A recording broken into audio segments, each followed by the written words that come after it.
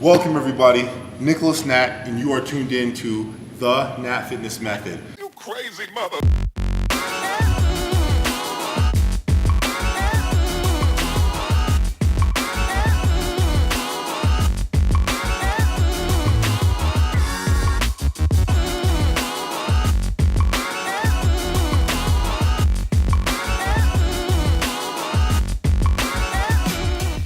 I'm your host, and I want to thank you for showing up. If you're here, it's because you believe in fitness, you believe in health, and you believe in growth. But you're also here because you know that those three principles mean absolutely nothing if you're not willing to actually put the action behind the knowledge and apply yourself day in and day out. So the goal with the Natt Fitness Method and company are to be able to provide you with the tools and strategies that are actually going to help you execute and go from point A to point B. I'm very excited to introduce my guest today. Before I talk about his number of lifelong accomplishments, he's been a great friend, he's been a great competitor. I've been able to have the privilege of connecting and meeting him and seeing his journey go from point A to point B himself. He is a three-time champion in the Ifbb, winning 3 shows, which has earned him the right to compete on the most elite stage in bodybuilding, the Olympia. He is a physique competitor, and not only has he done a wonderful job, he has demonstrated and proven that you can succeed in your goals if you are determined and committed. And believe it or not, it does not take hostile or malicious intentions of pushing others down, but actually lifting others up in order to do it. So please help me welcome my good friend, Colorado's elite, very own Ifbb men's physique competitor, Earnest Flowers. Earnest, how are you, buddy? How are you? Good. So, Earnest, we just had a great chest workout. Killer workout, definitely. It was great. It was definitely great. Ernest pushed me. So, Ernest, I think so many people who look at men like you and other athletes in the sport and the industry, and they see on the surface the muscle tone, and they see, where you've gone, and they say, I want to do that. How did you start out? Because I think what people neglect is that, everyone started somewhere, and there's always a story behind like the surface or the success. So how did you get into this, and what was sort of that gradual process that moved you towards what people now know about it today? Well, start from finish. Let's see here. I've always been athletic, but I always went to the gym. Like, that was just my main thing, just going to the gym. And I always kind of wanted to compete, but the only category that they have is bodybuilding at the time. I definitely was not big enough to do that. So then they came out with men's physique, and I was like, oh, that seems pretty more reasonable. And I remember being at the gym, and when it was announced, I didn't even know anything about it. And a couple of guys were like, oh, we're going to do this show. Like, you should do it with us. We have a good physique. I'm like, all right, I'll do this show together. And it turned out like I was the only one that did that show. And there's like only 3 guys in my class.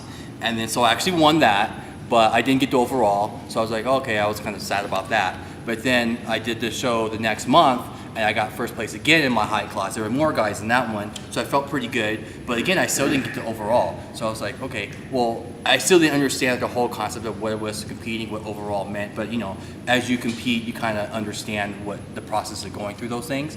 And then they're like, oh yeah, you qualify for nationals now. I'm like, oh sweet. So I think like maybe a month or so later, I did a national show and dead last. So like you have to have those humility, I won't say maybe not humility, but just understand where you need to improve. And it was just a different league. And being from a local show to a national show, like I had to either figure out, well, this is where I'm going to stay at. And I've already competed, I already won twice. Do I want to keep going? And I didn't even know what a pro card was at that time. Like, even though I was competing for it, they're like, oh, we're going to get that pro card. I had no idea what it was. And then so I just kept going. Like, seriously, I just felt like I believed in myself. I was like, I looked at those guys like, I could do that. If I just trained correctly, developed in the areas so that I got a little bit of feedback, and I looked at the pictures, and I was like, well, if I developed in certain areas, I should probably be on par with those guys. And I was. It just took me, I think, 3 years of growth to get there, to get till I finally got my pro card.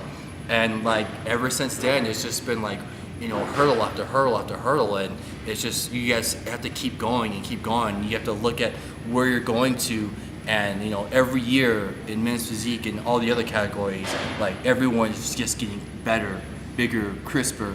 I mean, it's just outstanding how much has grown since the day I first started to the day today. Like I would probably be laughed off the stage if I came with the physique I came at nowadays from what I was when I first started.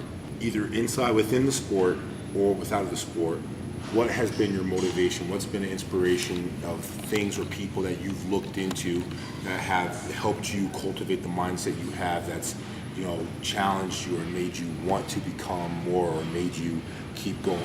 What's been sort of that figure for you? I think it's mostly my personality. I kind of have like an OCD personality where like if I start something, I need to finish it. And it was my goal first to compete. And then it was my goal to get first place. And then it was a goal to get overall. I never got overall, but I did get my pro card. I did win, championship shows after that. But I think most of my motivation comes from intrinsic, where I have to believe in myself and I have to believe in my accomplishments and where I want to go. And like I just want to see that process of, can I get better? Can I improve? And it's like, even if it's a 1% improvement, it's still a 1% improvement, and it's moving someplace. It's not going backwards, it's always moving forward. So you figure 1% this time, another 1%. And it's just those things that just keep stacking and stacking and stacking. And pretty soon you have this cumulative whole package of what you envision, and probably more than what you probably have a vision of what you want to look like. But then when the package is probably done, you're like, wow, like I can understand where I came from and where I am now. And like every day seeing that is motivating to myself. One of the finite qualities that anyone who's ever had the privilege of interacting with you in the professional sense within the sport of bodybuilding, in a professional sense completely outside of bodybuilding or just on a one-to-one level, knows that you're a man of good character, right? And so we've never heard anybody say anything of negative or condescending or hostile intentions out of your mouth, or it's never come threefold. And again, I always tell people that that's by design, not by accident, because you're kind of the person where it's like, if I don't have anything nice to contribute or to say, then I'm not going to say something for the sake of pushing that person down and bringing myself up. And so by that, I think when I asked you that question, you talked about belief, right? You talked about belief in yourself. What would you say to those people who might be in a state of conflict because they want to compete, they want to be a better version of themselves, they want to, be better in every facet of the way, but they're also stuck between this rock and this hard place, almost like a tug of war, because they feel that their coach or their inspiration or their peer group or whatever, is like, well, you have to get the trophy and you have to win first place. And now they're starting to see this shift of internal, I like lifting and I like the competing, to I have to win, I have to be the best. And it's sort of this like face value of what your measure of your worth is based on external outcomes or titles or significance or sponsorships or things like that. So what would you say, having been around that, seeing that, being at the top level, to men who might be stuck between that place or who might have already stepped over that line? I think I probably answer this a little bit differently than other people, because for me, competing is like a hobby for me. So it's not something that I have to do because I make money off of it. Like it's not money driven for me. It's not sponsorship driven for me. It's not promoting. I don't have a brand or anything like that. So it's a little bit different for me to answer this question.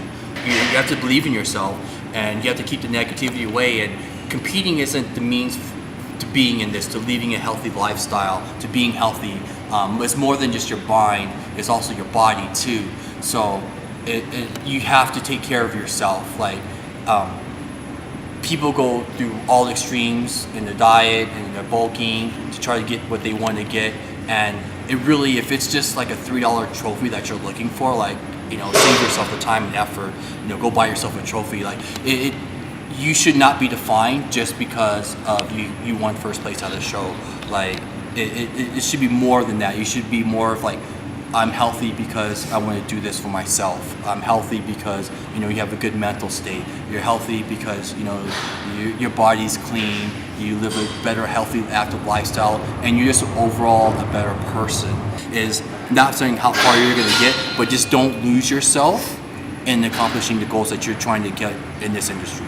I like that. Don't lose yourself in accomplishing your goals. And to me, when I hear that, what I've always told people is always go back to the why, right? Like go back to whatever it was that made you feel the way you have. I think I heard a quote from a brilliant mentor of mine, Tom Bilyeu, and he said, human beings are the only ones who will do things externally to ultimately try to achieve an internal result.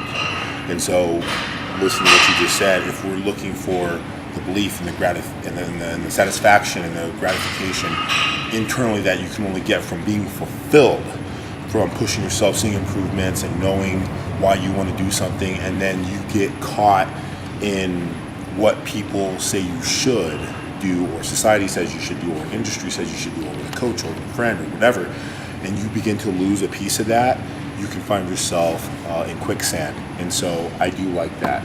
I want to obviously give people the opportunity to connect with you, Earnest, and find out more about your journey, follow what you're doing here in the sport. Aside from that, before we get into that, what are 3 to 5 things that you would say to people who are in the process, starting the process, maybe they're hanging their head from defeat, about wanting to do the same thing you did, which is step on that Olympia stage and have the opportunity to compete for a title, to stand on stage with the best, and they're pursuing that, the whole spectrum. What are 3 to 5 things that you would say that people have to do? Believe in yourself. You have to give the 100%. You can't be 1 foot in, 1 foot out. Like you have to be 100% in this. It means eating your food, getting your exercises, getting your sleep.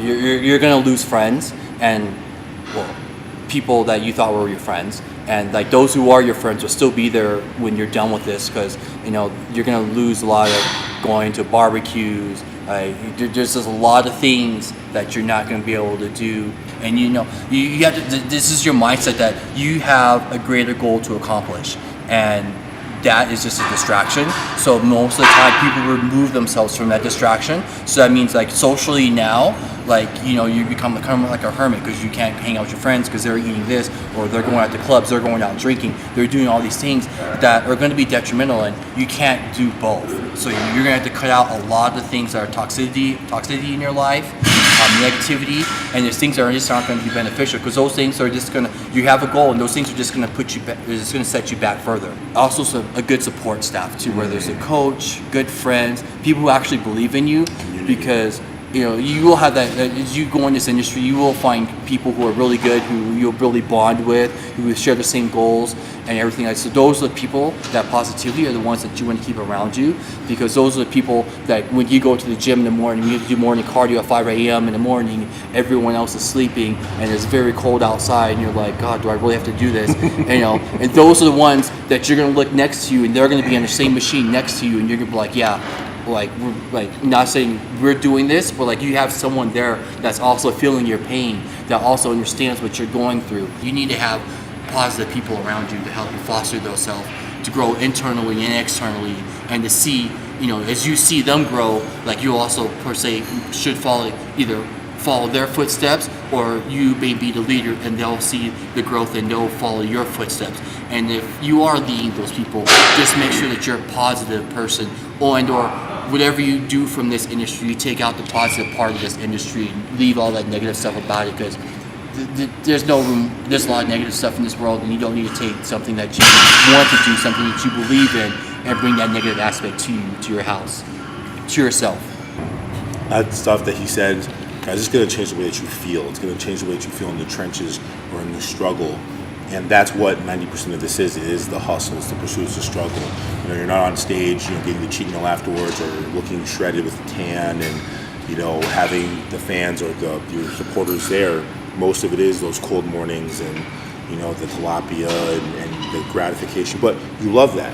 With that is the getting the pump. It's waking up in the morning and seeing the body change. It's getting on stage and having a judge so torn because they don't know if they want you or the other guy who's putting just as much work, and you guys get called out back center stage and you got to go through it again. I mean, that nature, that essence is what makes you a competitor, and it's what makes you want to do this. And if you don't bleed that, then you need to definitely ask yourself, if this is willing to do that, because there's no shame and there's nothing wrong with the people who don't.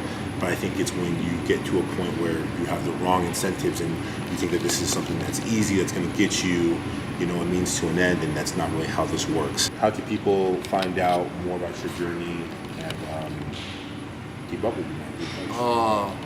I'm not really the biggest social media person, but my Facebook and Instagram would be linked below. But yeah, like I'm not really the biggest social media person. My goal, tentatively, remember I said to get me 100%? Well, this is that one time where I'm 1 foot in, 1 foot out, but I'm striving forward with that 1 foot that's in to compete next year in the Arnold. March 2019. 2019. So maybe you'll see me there. If not, then definitely in the Mile High, and then then definitely 3 or 4 more shows after that, pro shows, and then hopefully back at the Olympia. One more chance at that. September. Yes, sir. Next, sir. Because 3 strikes and you're out, right? That's 1 time, 2 times, 3 strikes, I'm out. No more competing.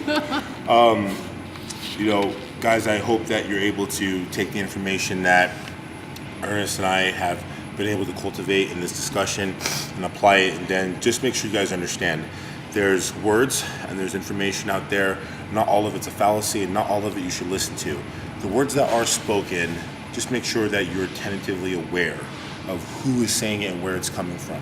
Earnest started out, like many of you, like myself, in the gym, just wanting to get bigger, getting stronger, doing the daily disciplines, and because of a pursuit of possibly doing something and putting himself out there to have an experience, he was able to nurture that, and that was able to go into somewhere else, and he did definitely put the gas behind, the pedal behind the gas, and he was able to go to the top level, and only because he had the belief in himself, he had a strong will to keep the self-respect as well as the respect for others high, and because he went both feet all in, played balls to the wall, was he able to succeed in not competing in 1 Olympia but 2, which again, if you guys aren't aware, is the most difficult and high performing bodybuilding competition in the world. So I want to thank our guest, Earnest. Thank you for coming in. We appreciate you, man. We have an incredible lift today. It's always great to see him. You'll definitely be sore tomorrow. Also don't know, Earnest drove almost an hour just to get here, not just for this, but obviously to be here first before other things. And so we definitely appreciate it. Just speaks high volumes of his character. Again, guys, connect with me at Natt Fitness. You can definitely download my ebook, Abs, Energy, and Confidence. That will get you into my newsletter. Have some excellent things, exciting things coming out with Natt Fitness. Connect with me on my social media. If you guys have questions, comments, things like that, connect either way at the bottom here. I want to hear about what's going on. If there's questions, if there's struggles, please. I want to know how I possibly can help. Until next time, my friends, be fit, be healthy, and stay legendary.